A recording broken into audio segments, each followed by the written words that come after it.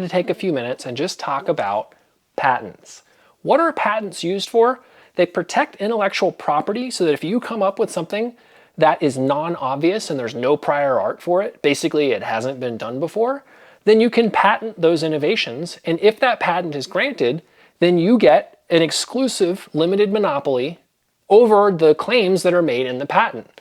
So if you claim, ABC and someone else does ABC, you can now either sue them or you can collect royalties from them if you can agree to it.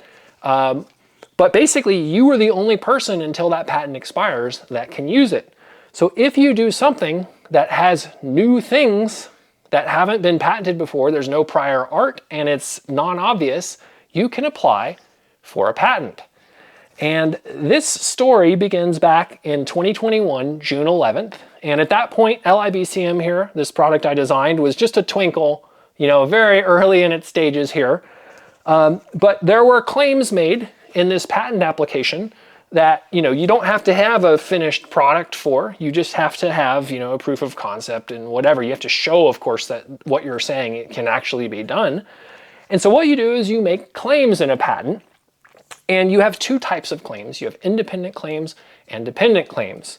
And independent claims basically don't depend on any other claim. So a dependent claim depends on another claim.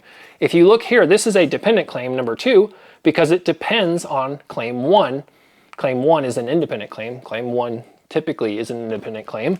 In fact, always probably. So let's look at this patent application and see how it applies to LiBCM. And I do know that this is a little bit dark, but that's because when I hold the paper up here, it's too bright. So whatever. So we have in this first claim, which is independent, it stands by itself. So anything that meets the 3 provisions in this first claim is covered by this patent if this patent is approved, which again, this patent has not yet been approved, but again, it's working its way through the process. Very slow process. So what are the claims in this patent application? So the first claim, the subclaim A, it's a battery module for an electric vehicle. So I think we all agree that this is a battery module for an electric vehicle. In this case, this is for the Gen 1 Honda Insight. This is the LiBCM lithium battery kit for that vehicle. And this battery module comprises A, case. So I think we can all agree that this has a case. B, it has a plurality of rechargeable battery cells stored inside the case and connected in series. So inside of this case, there are 3 modules. This is one of the 3 modules that goes right there. There's a second module that goes in here, like that. And there's a third module that looks the same as well. So we have a plurality of rechargeable battery cells stored inside the case and connected in series, and those are in series, wherein each of the plurality of rechargeable cells has a nominal voltage and a maximum voltage. So yeah, batteries typically have a nominal voltage and a maximum voltage. I can't think of one that doesn't. The third claim is that in this module, we have an overcharge prevention circuit having a voltage threshold for each cell, is what it's saying. So we have something that tells when the cell is overcharged. Well, what is that? That's the LiBCM PCB that I designed. That looks at every single cell and reads the voltages, and if they're too high, the voltage threshold is too high on any of the cells, it will prevent overcharging by, for example, turning the grid charger off, disabling regen, etc. And it does that when the voltage threshold is larger than the nominal voltage and smaller than the maximum voltage. So what does that mean? Let's say the maximum voltage here is set to 4.2 volts. The nominal voltage is 3.7 volts. That means we're somewhere between. So at 4 volts, for example, this overcharge protection circuit kicks in and prevents overcharging. This meets all of those claims. So these claims cover this product, which I have been shipping for years, but don't have a patent for. There is this patent here, again, which we're going to look at here in detail. That's all we're talking about in this video. So lots of pages. If you're bored already, boy, are you going to be bored later. So we meet all 3 of these claims with my product. This patent would cover this product and whomever owns this patent would be able to sue me to stop selling it, or make me pay them a royalty for every one that I sell. So this patent is interesting because it covers my product. We now have some dependent claims here, and basically claim 2 is saying that the cells are lithium, basically all the types of lithium. You can read that here if you want. Lithium titanate, manganese oxide, NMC, etc., iron phosphate, aluminum oxides. Okay, so that's claim 2. Claim 3 is the battery module of claim 1, wherein the case comprises at least one air vent. So we're now taking any product that has a case, rechargeable cells in series, and an overcharge protection circuit, and we're saying also, if there's at least one air vent, which is interesting to me, I don't know why a product would have one air vent, because typically you blow air in, one air vent, and then you have at least a second air vent to blow it out. Regardless, this claim 3 is met by my product as well, because we have 3 air vents here. You could maybe even argue there's 40 there with each individual little hole, but we certainly have at least 3 air vents on the way in, and we have 1 air vent over there on the way out with redundant fans there. So there's 2 air vents, so yeah, we have at least 1 air vent. So claim 3 applies. Claim 2 applies also because we're using lithium cells. Claim 4 applies because the nominal voltage is the same for each plurality of rechargeable cells. So we're basically saying that the nominal voltage that we set this to is 4 volts for every cell, which this product does, because that's what a battery management system does. Claim 5, the battery module of claim 1, wherein the overcharge protection circuit prevents overcharging through dissipation via resistors. There are 60 discharge resistors on this circuit board that prevent overcharge by dissipating heat via resistors, so we meet claim 5. And also claim 6, the battery module of claim 1, wherein a number of the plurality of rechargeable cells is 5. We don't meet that because there's 48 in here and you can do 60 as well.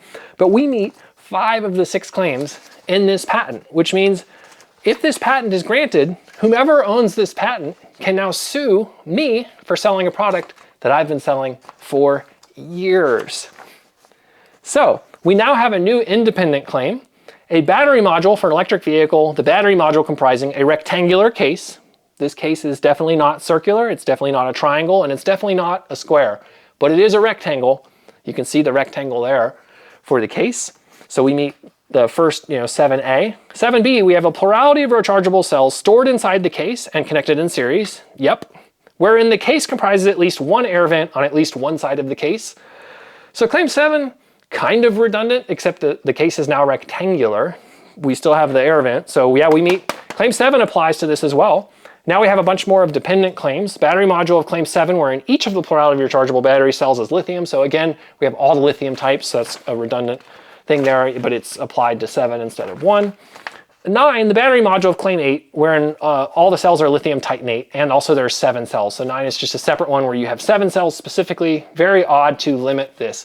Generally, you want to cast your patent claim as wide as you can to make sure it gets granted. So if it's too wide, the patent clerk who's looking at it is going to deny your claim because they're going to say, yeah, no, you can't patent water, for example.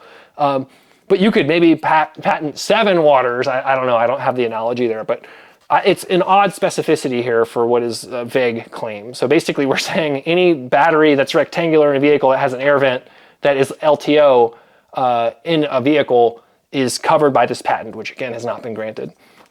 So we have more claims here. I'm not going to dig through all these claims, especially the dependent claims here.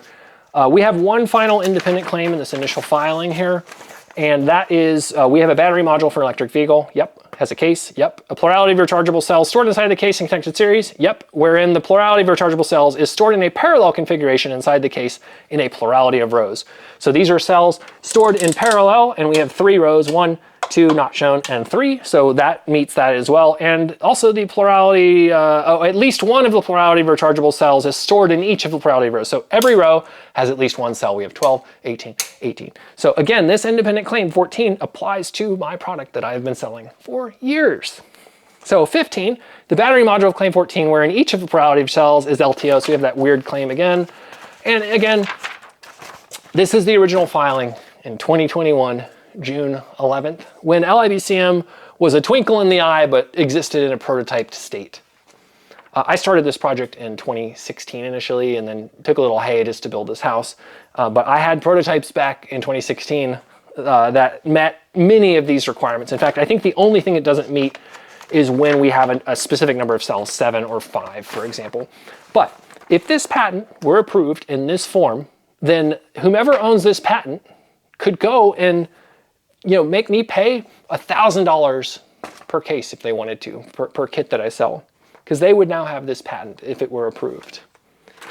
So a few years go by. The patent process is very, very slow. And so the initial application, 2021, June 11th, and nothing really happened. There are things that happened, so I'm glossing over them, but basically the patent attorney didn't look at this really prior to this date. I'm sure they did. Again, this is just very high level summary. We paid fees, we did, amended filings, whatever. But in 2024, we wised up a little bit and we said, hey, this patent is probably a little bit too broad. It probably applies to prior art. And so what we did is we withdrew claims 7 through 18. So we withdrew all of those claims and we amended claim 1. And we basically changed, we added some ands and whatever. We didn't really change much about this, but the other 5 claims, 2 through 6, were unmodified. We already read through those. So we did just do this amended thing here on 1. If you look at this, the formatting's a little different. We've added an and here, but the functionality of what we're saying is identical. You can see we added an and, we added a period there. But otherwise this, 3 years and 2 months later, and a week, we basically made, we redacted some of our stuff that maybe didn't, it was overly broad, there was prior art, it was obvious, etc. So that was 2024 August. And then in 2024 November, we got back from our patent clerk our non-final rejection. So what this is basically saying, hey, we're rejecting your claims for the following reasons. I've redacted this for now, but we will come back to it. And I'm going to skip over stuff here, but you can see here, claims 1 through 18, claims 7 through 18 are withdrawn from consideration again because the applicant withdrew them, but claims 1 through 6 are rejected. And why were they rejected? Going to skip over, we talk about why. This is not the full document, but just the first 4 pages. So here's why the patent clerk denied this application. A patent for a claimed invention may not be obtained, ... if there is prior art such that the claimed invention as a whole would have been obvious before the effective filing date of the claimed invention to a person having ordinary skill in the art to which the claimed invention pertains. I would argue I have ordinary skill in the art, considering I have designed a product that initially was covered by probably, in our 2021, probably 16 of the 18 claims applied to this product. So I would argue that I have some experience in that. So then I should be able to go in following these factual inquiries for establishing a background, for determining obvious. It's summarized as follows. We need to determine the scope and contents of prior art. We need to ascertain the differences between the prior art and what you are claiming. So if you're claiming something that existed previously, you can't patent that. Even if you disclosed it publicly prior to having a patent pending, I'm not going to go all in the details there, but you can actually, shoot yourself in the foot by releasing a product without patent pending, where you've now made prior art and you can't patent it. Yeah, again, I'm not going to get all in the details. There are exceptions, etc. But we need to make sure there is no prior art. We need to resolve the level of ordinary skill in pertinent art. Basically, what that's saying is, did you actually do anything non-obvious? If you do obvious things, you can't patent those. They're obvious, right? And 4, we need to consider objective evidence present in the application. So basically, what evidence is presented? What were we able to find? So we were rejected here. It's a non-final rejection. So what happens when you get a non-final rejection? You amend your claims, right? I love the American way here. So in our previous claims, we had our original claims, 2021, June 11th. We self-submitted some amended claims, 2024, August 20th, and then 2025, February 20th, so last month and a couple weeks ago now, again, beginning of the month, first day, we now have our amended patent application. And so if you look here, Claims 7 through 18 are still withdrawn entirely. So the patent applicant here is no longer making these claims. So they're no longer claiming this is part of their patent. But 1 through 6 are here, and whereas before, we amended the first one by adding, you know, an and a period or whatever, all the other 5 claims that we kept stayed the same. Now we've only kept 1 claim the same, and we've amended the other 5 claims. So the 6 claims we have, again, 7 through 18, those no longer apply. You could literally just get rid of them completely. So what have we amended? So we're gonna look at our older claims, and we're going to say in this new 2025 claim, and why are we amending them? Well, because the patent attorney said, hey, this is obvious, or there was prior art, etc. And so what we've done is we've said, before we had a battery module for an electric vehicle, so that's the same, a case, and you can see where we've scratched this out, and we've changed an overcharge protection circuit to a voltage balancing module. Those are the same thing, but this applicant thinks maybe they're not, I guess. You know, if nothing else, this is a subset of it. So this what does this circuit do? It's a voltage balancing module monitoring a voltage for each of the rechargeable battery cells. So, okay, what is that? A voltage balancing module, that is again the LiBCM PCB. And what does it do? It monitors voltage for each cell. We do that, yep. And when the voltage of at least one of the rechargeable battery cells exceeds a predetermined threshold, the voltage balancing module is configured to dissipate excess energy from at least one of the cells. And again, we have all of the balancing resistors on here, so we meet that as well. Wherein the threshold is larger than the nominal voltage and smaller than the maximum voltage for each of the rechargeable battery cells. Again, if the threshold is 4.2 volt, if the maximum voltage is 3 volts and the nominal voltage, if the maximum voltage is 4.2 volts and the nominal voltage is 3.7 volts, then our predetermined threshold could be anywhere between that, say again, 4 volts, and now we meet this claim. That is claim 1 amended. Isn't that wild? So even in this amended application, we still have it. We have a voltage balancing module. It's a case, of course. We have cells in series that are stored inside of the case, and we have a method of preventing overcharge by discharging through resistors. That's LiBCM. In this amended claim, claim 1 would still apply to my product, which I've been shipping for years. So let's look at claim 2. So we've gotten rid of plurality of, so we're still talking about lithium modules there.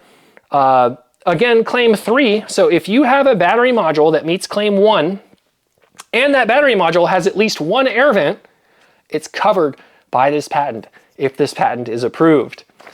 So 4, currently emitted, the battery module claim 1, where the nominal voltage is the same for each of the rechargeable battery cells. So again, we've just changed the vocabulary there, still applies. The battery module 1, wherein the voltage balancing module is configured to dissipate the excess energy via resistors. Boom, excess energy via resistors. If you look at the circuit board that's inside of there, every one of these is a resistor connected to one of the cells in this pack that dissipates it via heat. Make sure I'm saying that right. It configures to dissipate the excess energy via resistors. They say energy, I said heat. Those are the same thing. Okay. And claim 6, the battery module of claim 1. Again, you have claim 1, you have a case, cells in series, and a voltage balancing module. Okay, so we met that, and wherein a number of the battery cells is 5. So of these 6 claims in this patent now, again, because 7 through 18 have been withdrawn by the applicant, 5 of these 6 claims apply to my product that has been shipping for years. Wild. Okay, so this is where this stands right now. We are in a non-final rejection with an amended resubmission of claims. And if this is approved, then this patent holder is going to be contacting me for their royalties. And I'm sure I will be the first person that they contact, because who is the patent holder? Big reveal. It's Jack. It's NexPower. Jack is trying to make these outrageous claims that if you have a case and cells connected in series that have resistors inside of that case, that's his intellectual property? That is wild. That is even more wild than giving yourself your own vanity award. Wild, absolutely wild. So what do you do about this? So there is a pre-issuance submission third-party form you can file where you can basically protest a pending application. And there are some weirdly written timing requirements on when you can file them. But in this specific case, for the patent that I have been discussing, the proposed patent, we have until January, February, March, April, May, we have until June 20th to file a third-party pre-issuance submission. That's under 37 CFR 1.90 inches. That's obviously the wrong code there. I feel like it's 37 CFR something, but this is directly off the government's website. Probably should have caught that beforehand. But again, we have a few months here to basically provide prior art. And there's a bunch of ways that we can do that. And so what is the prior art you may be talking about? You know, obviously I've been showing you this, my product. Let's look at these other products. So here I have an assortment of lithium modules.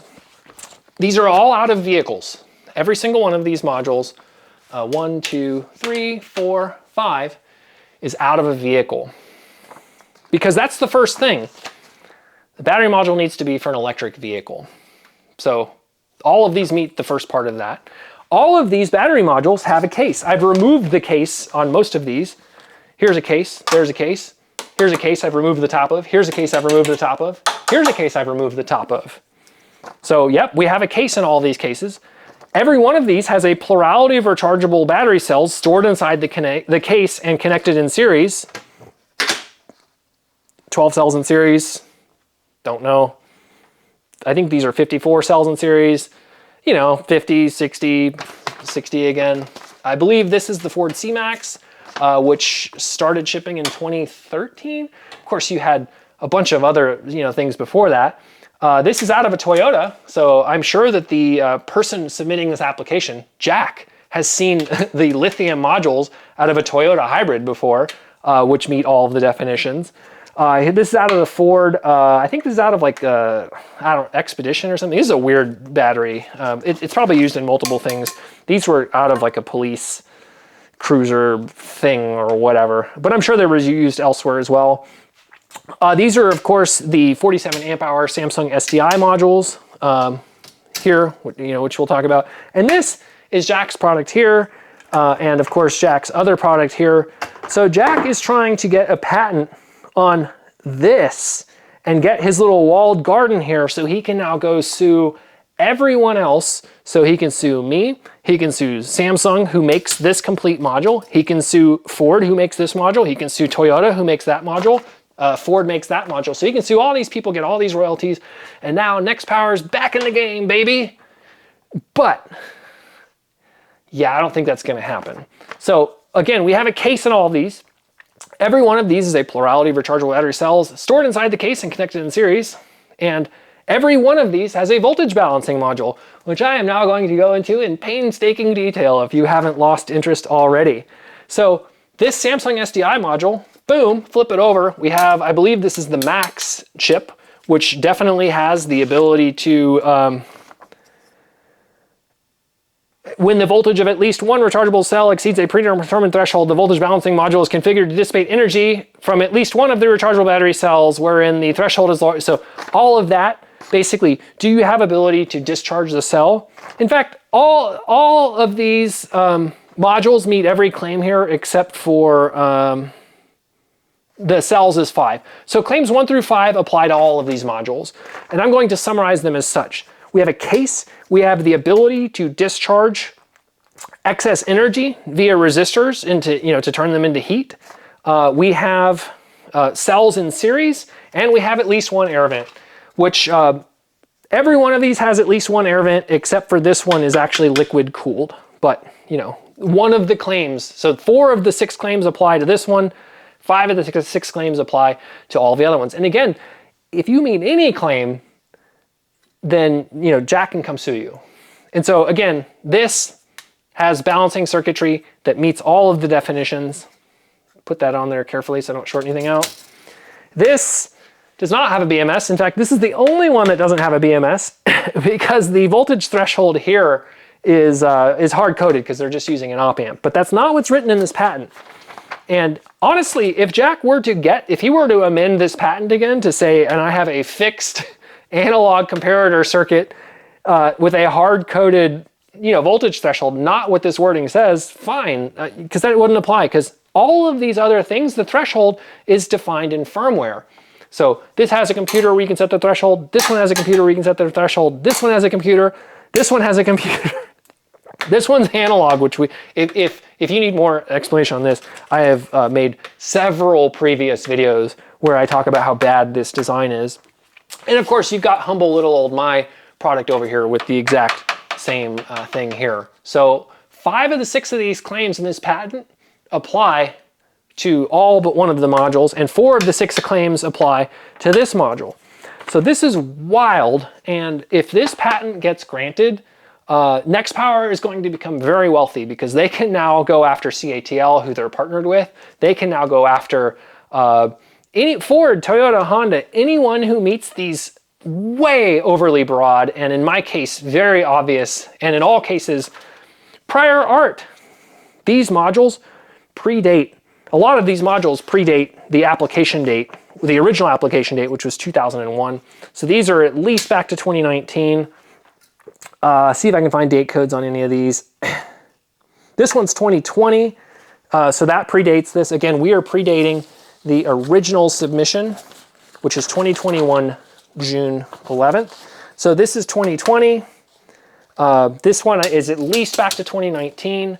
I believe this one is all the way back to like 2017, and this one is 2013 or maybe even before that.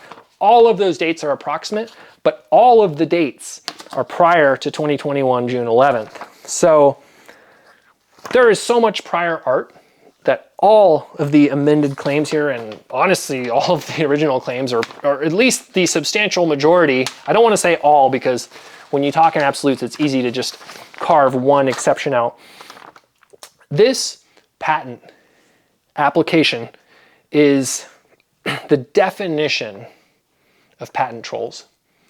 I don't think there's any way this patent will be approved, but I will certainly be filing my third-party claim, and I cannot actually legally tell y'all to do the same because of federal laws or whatever, but there is a process for doing it, and if you have prior art as well, honestly, if you're Ford or Tesla or Toyota or Honda or any of these companies that are selling 5 of the 6 claims made in here, maybe not Tesla because they're all water cooled or whatever, and also the cells aren't only in series, the Teslas are in parallel and series, so maybe not Tesla, but certainly Honda, Ford, Toyota.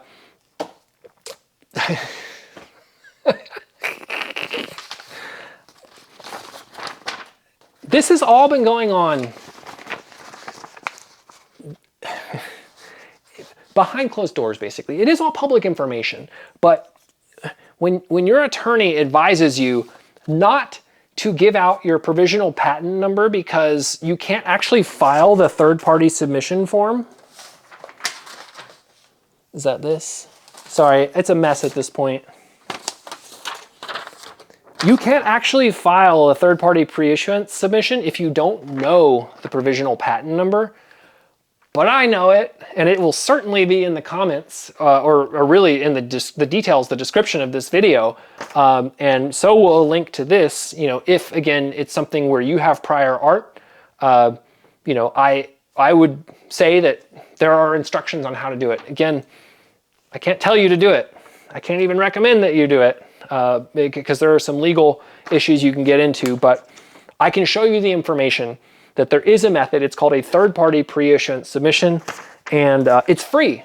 You can submit up to 3 prior art claims without having to pay anything. If you do more than that, you have to pay some nominal amount of money. I don't know what it is. I think it's like 180 bucks for the first 10, and then $180 for every 10 thereafter. Again, those are approximations. You only need to file one. You know, like just pick any prior art. Pick this one. That looks like a computer, right? Looks like a computer with discharge resistors to me and a bunch of that, and it's redundant at that. This one inside of here, yep, that looks like discharge resistors and a computer. Yep, there they are on the back. So that's inside of here. You can see how that's plugged in. Notice, crucial to this patent, it's inside the case. It's inside the case. There's a cover that goes over this whole thing, so we're inside the case there. The cover that goes over the top of this is actually hermetically sealed. Boom, inside the case. This one is inside the case because not only does that go on and that comprises the case, that then goes in another case. This one goes in a case. Of course, this is the patent applicant here. And actually this is here. This is why we have that weird claim about having 5 cells in series, because there's 5 cells in series here. I don't know what the 7 cells in series is, but I imagine it was for LTO. That probably makes sense because it has a lower voltage, so you could maybe put 7 of them and then put them in the same blade.